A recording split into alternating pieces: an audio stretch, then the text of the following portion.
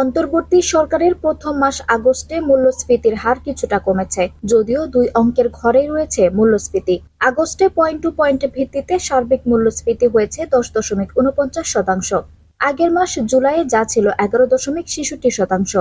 গতকাল রোববার প্রকাশিত বাংলাদেশ পরিসংখ্যান ব্যুরোর প্রতিবেদন থেকে এ তথ্য পাওয়া গেছে। বিভিন্ন পণ্য ও সেবা বাবদ মানুষের খরচের হিসাবের ভিত্তিতে প্রতি মাসে ভোক্তা মূল্য সূচক বিশ্লেষণ করা হয়।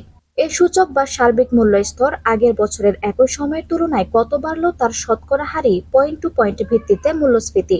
এটির 12 মাসের গড় হিসাব করে তৈরি করা হয় বার্ষিক গড় মূল্যস্ফীতির তথ্য।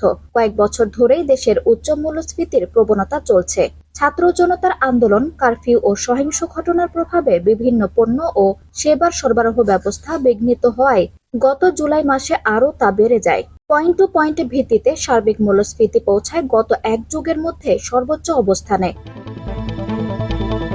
আগস্টে নতুন সরকার দায়িত্ব নেওয়ার মাসে মূল্যস্ফীতি খানিকটা কমে এসেছে, যদিও জুলাই ও আগস্ট টানা 2 মাস 2 অঙ্কের ঘরেই থাকলো মূল্যস্ফীতি। তবে আশার কথা, আগস্টে খাদ্য মূল্যস্ফীতি বেশ খানিকটা কমেছে। পয়েন্ট টু পয়েন্ট ভিত্তিতে হয়েছে 11.36%। আগের মাস জুলাই যা 14% ছাড়াই।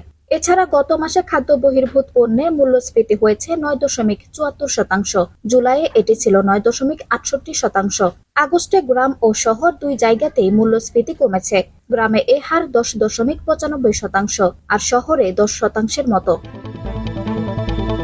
প্রসঙ্গত, গত কয়েক অর্থবছর ধরেই মূল্যস্ফীতি লক্ষ্যমাত্রার মধ্যে রাখা যাচ্ছে না। 2023-24 অর্থবছরে বার্ষিক গড় মূল্যস্ফীতি 7.5% বেঁধে রাখার লক্ষ্য ছিল সরকারের। শেষ পর্যন্ত তা হয় 9.73%।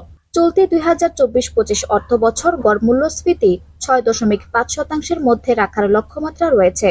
চলতি অর্থবছরে বাজেট আলোচনার কেন্দ্রে ছিল মূল্যস্ফীতি। সরকারি বেসরকারি নানা পক্ষের আলোচনায় ঘুরে ফিরে আসে প্রসঙ্গটি। মূল্যস্ফীতি নিয়ন্ত্রণে পর্যাপ্ত পদক্ষেপ নেই জানিয়ে এক বাজেটের বড় দুর্বলতা বলেও উল্লেখ করেন অর্থনীতিবিদরা। আঞ্জুম হক আরবি, টাইম নিউজ ডেস্ক।